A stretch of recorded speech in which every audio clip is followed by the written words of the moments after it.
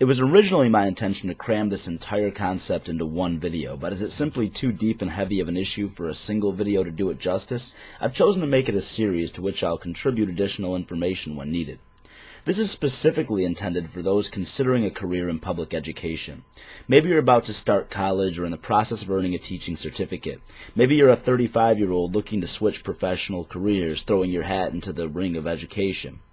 I've felt a personal obligation to make this for some time, but I've hesitated in my concern for the consequences of sharing this information.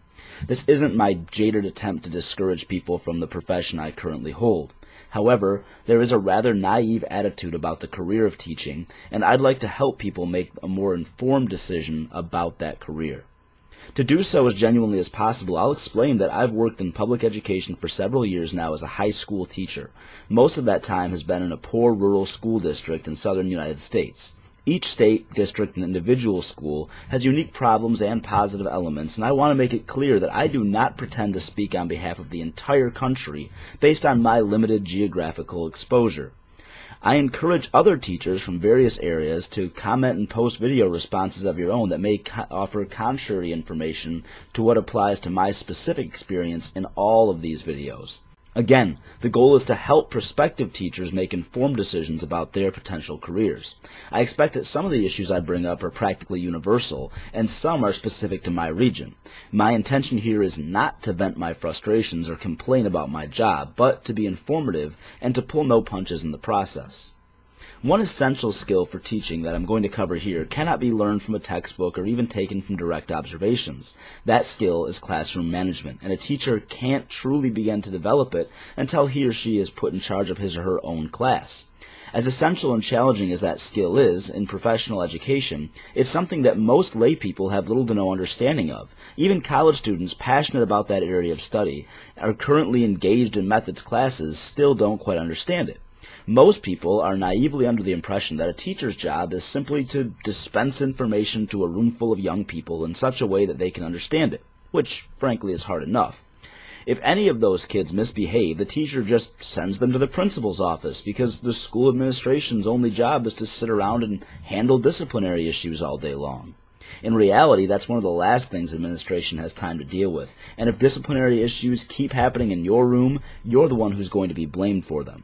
That's right, not the kids, not the parents, you are the one who's going to be blamed. It's generally expected that most, if not all, students have been raised to understand appropriate behavior for a classroom environment, especially by the time they reach high school. If you're a teacher in an impoverished area, that is an especially false and dangerous assumption. Children raised in lower-class environments learn lower-class values and norms. The public school classroom operates under middle-class values and norms, and even teenagers need those things to be taught and reinforced before you can even scratch the surface of teaching the content you're so passionate about, and most of them don't care about at all. Most of your students have been raised with physical punishment as their primary, if not exclusive, means of discipline, so they only have been taught to fear and respect that which physically harms them or can harm them if they disrespect it, and nothing else. It's your job to teach them those values that their parents didn't, and you have to do that without hitting them.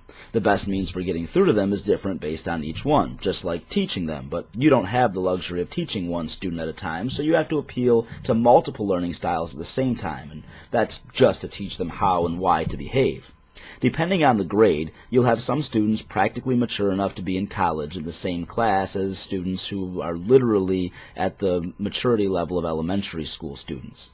You're expected to conduct your class in a way that satisfies all of their needs simultaneously. It's your responsibility to establish a safe and respectful classroom environment, giving each student a reason to respect you.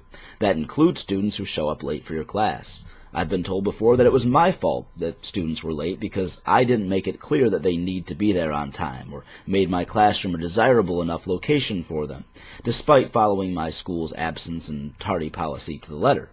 If your expectations and rules are broken in such a way that the instruction is compromised, it's up to you to take every step of intervention possible before writing an administrative referral.